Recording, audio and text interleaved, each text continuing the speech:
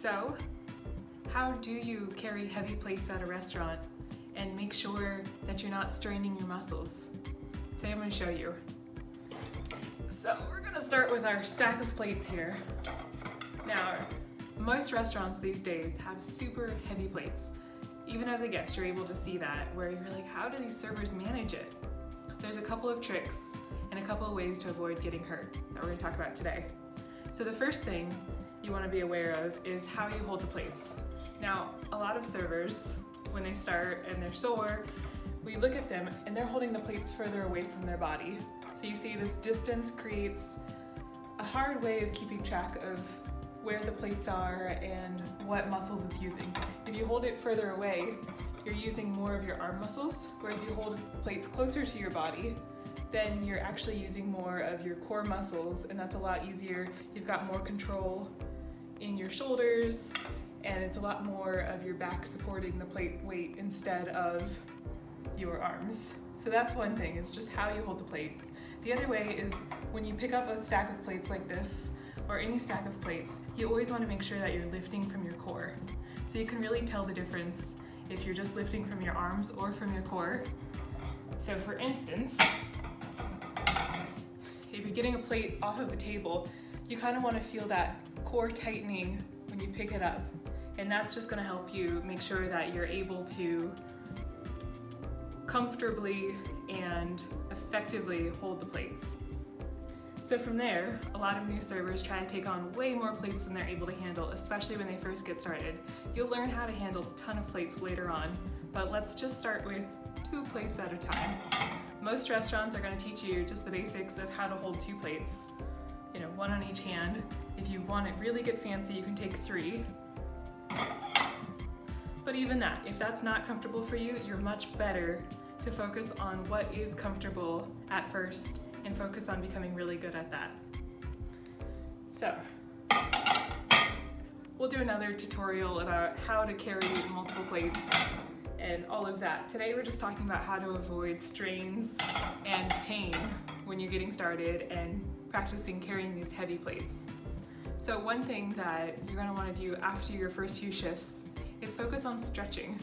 So not a lot of people talk about this, but a lot of people are in pain. So a few places that you should focus on is your wrists and your hands. Those are going to hurt. Your legs typically hurt after you do a bunch of squatting and bending down. If you've been walking on your feet all day and you're not used to that, you might have some pain in your legs, as well as your shoulders and back. So just a couple of quick stretches you can do. I love these simple wrist stretches where you just kind of push your hand back. That's going to give you a nice stretch in here. You can do them both together, kind of like this, as well as folding your fingers back towards you is a great way of just stretching out some of these muscles that have been gripping and holding on to things that are not used to being used. Also, just taking each finger one at a time and just pulling it lightly back towards you is just a great way to stretch out those muscles. With anything, if it hurts, don't do it, and make sure that you're getting proper help. And if you're feeling more pain, just stop doing the stretch and try something else that would work. With stretching your shoulders, the most effective stretch I've found is just laying on my back and just like letting that shoulder stretch happen, where you just lay your arms out straight on either side of you and you'll just feel this nice stretch through here and through your back. It's just a great way of taking that tension that's built up from carrying things like this and just releasing it. As far as your legs go, just some normal lunge type stretches and different stretches that you can do. If you put one foot up on a step and kind of stretch forward, that's going to help you just kind of reduce the tension in those muscles and make you feel better while you're on your shift. Now, another thing a lot of new servers ask about is how can they get better? Everyone wants to carry more plates, everyone wants to be a better server right off the bat, but the best way to do it is to practice at home. It's not the most fun, but go grab your plates that you have in your cupboard and practice carrying them. When you're practicing, there's a few things to notice. When you pick up a plate, how do you hold it? Some new servers are just gonna grab it and just grab it. Like, who grabs plates like that? But you see it all the time. And so how you hold the plate really matters when you're serving at a restaurant, because you don't want your fingers touching the food. you want to make sure that everything stays clean. So when you hold the plate, you just want to make sure that you're focused on where your fingers are on it and trying to find what parts of your hand make for a comfortable resting place for that plate. Another thing to make sure that you're focusing on when you're practicing at home is how you're holding the plate. If this was a bowl of soup and you're kind of doing this, you're gonna lose your soup. So you just want to make sure that when you're focused on whether it's one plate or two plates, that you're holding them at a great posture and that they're staying stable and flat so that you're not losing what's on the plate. And this takes a little bit of practice, and especially while you're building up those muscles, getting used to knowing how to hold the plate to be able to do that.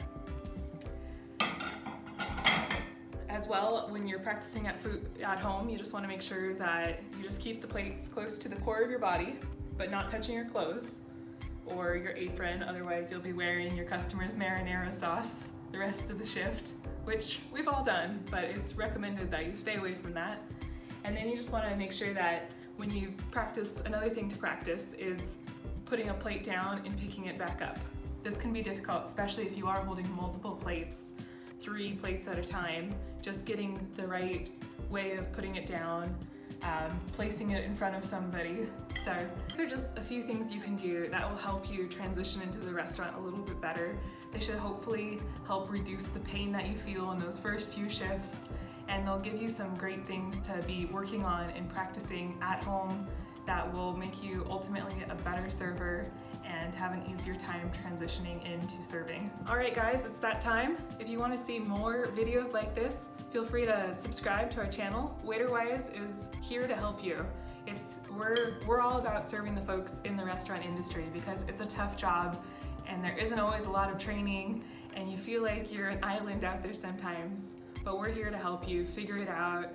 If you've got specific questions, drop them below in a comment and I'll see if I can make a blog post or a YouTube video about it and just help you figure out how to make the best out of your serving experience and to get you equipped. So again, feel free to subscribe to our channel and I'll see you next time.